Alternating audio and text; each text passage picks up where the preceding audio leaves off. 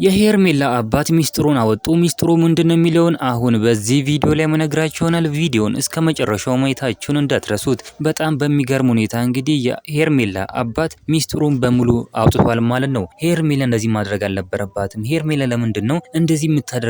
ሶሻል ሚዲያ ላይ ለምን እንደዚህ ታደርጋለች ሲሉም ተናግረዋል። ደግሞ እውነታቸውን ያሉት በቀደም እንደሚታወቀው ቲክቶክ ላይ የማይገቡ ነገሮችን የማይደረጉ ከአንድ ሴት ልጅ የማይጠበቅ ነገሮችን እያደረገች ነበር። በዚህም እንግዲህ ኦዲየንሶቿ ተመልካቾቿን በጣም ተናዶ ነበር። በዚህም የሄርሜላ አባት እንግዲህ አባታ ራሱ በጣም ተናዷል። ለምንድነው እንደዚህ የምታደርገው? ለምንድነው ልጅ እንደዚህ የምትሆኚው? ራስሽን ለምን አታስከብሪም? ራስሽን አስከብረሽ ልክ እንደ ሩታ ለምን አትኖሪም? ሲሉ ተናግረዋል። ደግሞ እውነታቸውን ያሉት የማይገቡ ነገሮችን እያደረገች የውስጥ ልብሷ እስከሚታይ ድረስ በጣም መጥፎ ነገሮችን እያደረገች ነበር። የኛ እንቁ የኛ ሩታ ግን ቤቷ ቁጭ ብላ ተከብራ ትቀመጣለች ማለት ነው። የሄርሜላ አባትም እንደዚህ ማድረግ የለብሽም። እኔ እኮ ሳሳድግሽ ለጥሩ ነገር ለወግ ማድረግ እንዳይ ጥሩ ነገር እንደሰሪ ሰው የሚያስተምር ነገር እንደሰሪ ነበር። አንቺ ግን እንደዚህ አይነት ነገሮችን ለምን ትሰሪያለሽ? ለምን እንደዚህ የምታደርጊው? እኛንም አሳድበሽ ራስሽን ለምን ታሳድቢያለሽ? ቤተሰቦችሽን ክብር ለምን ትነሻለሽ? ሲሉም ተናግሯል። ደግሞ እውነታቸውን ያሉት ሄርሜላ ስነ ስርዓት የላትም።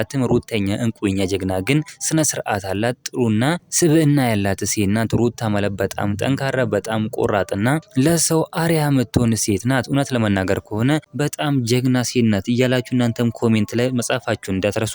ሩታ በጣም ጠንካራ ነሽ እያላችሁ መጻፋችሁን እንዳትረሱ። ቪዲዮ ላይክ፣ ቻናሉ ሰብስክራይብ ማድረግ እንዳትረሱ። በሌላ ቪዲዮ እስከምንገናኝ በያላችሁበት የዓለም ዳርቻ ሰላማችሁ ብዝት ይበልልኝ። ደህና ሁኑልኝ።